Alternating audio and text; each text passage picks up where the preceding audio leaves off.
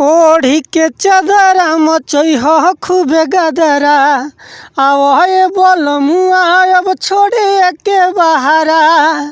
कि ओढ़ी के चादरा मचई ह खूबे गदरा आवहे बोल मुआ अब छोड़े के बहारा कि चढ़ गइल फगुआ मनवा रोज झुमता कि चढ़ गइल फगुआ मनवा रोज झुमता सुनो ये सजनवा चोली से रंग चुअता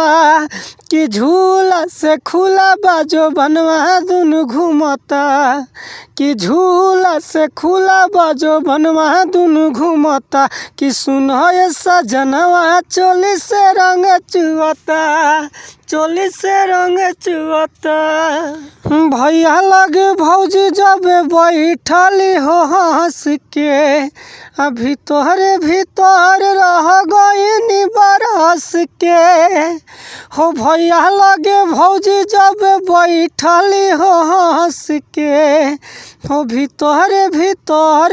रह गईनी बरस के एगो छोरा छी छोरा फेरा में हमरा रहता कि एगो छोरा छी छोरा फेरा में हमरा रहता कि सुनो ये सजनवा चोली से रंग चुअता